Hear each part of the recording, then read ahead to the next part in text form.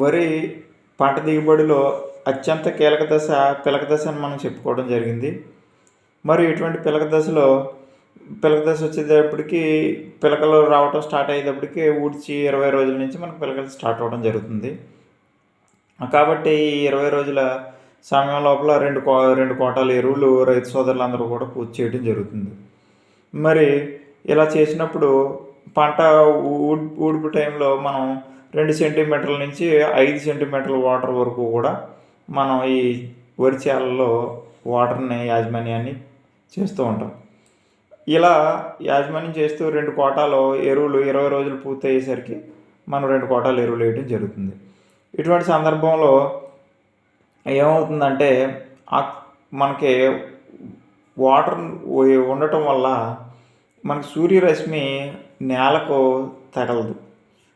Next ఈ ఎరువులన్నీ కూడా కొన్ని ఎరువులు తీసుకుని కొన్ని అక్కడే వేస్ట్గా ఉండటం జరుగుతుంది. మరి మనం అటువంటి సందర్భంలో ఏం చేయాలంటే వరి ఊడ్చిన 20 రోజుల సమయం వచ్చేసరికి నీటి యాజమాన్య పద్ధతులను జాగ్రత్తగా పాటించాలి.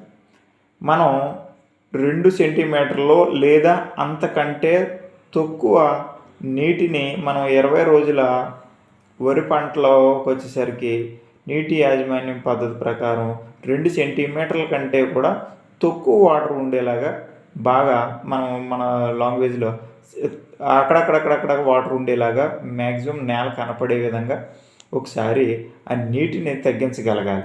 అలా తగ్గించినప్పుడు మనం ఇచ్చినటువంటి ఎరువులు కానీ ఈ సూర్యరశ్మి మనకి నేలకు తగలటం ద్వారా మరియు గాలి ఆడి మనకి ఏం జరుగుతుందంటే అప్పుడు దాకా ఇంకా నిలవగా ఉన్నటువంటి ఎరువులన్నీ కూడా ఒక్కసారిగా ఈ మొక్కలో మళ్ళీ 2 నుంచి 3 రోజులు కనుక ఈ గ్యాప్ వాటర్ని తగ్గించి మళ్ళీ 2 నుంచి 3 రోజులు కనుక అలా ఒక్కసారి ఆరనిచ్చి మళ్ళీ ఫ్రెష్గా వాటర్ని ఇవ్వటం ద్వారా ఏమవుతుందంటే ఒక్కసారిగా ఈ ఎరువులు మరియు అప్పటిదాకా సూర్యరశ్మి తగిలి మరియు గాలి తగిలి ఈ వేరు కూడా ఒక్కసారిగా ఈ 3 కూడా యాక్టివేట్ అయ్యి మళ్ళీ వాటర్ ఇచ్చినప్పుడు సడన్గా ఈ భూమిలో ఉన్న మిగిలిన ఎరువులన్నీ కూడా మొక్కలు ఆక్కిని నెక్స్ట్ ఆటోమేటిక్గా ఈ పిలక దశలోంచి విపరీతమైనటువంటి పిలకలు పుట్టి మనకి దిగుబడికి దోహదం చేస్తాయి.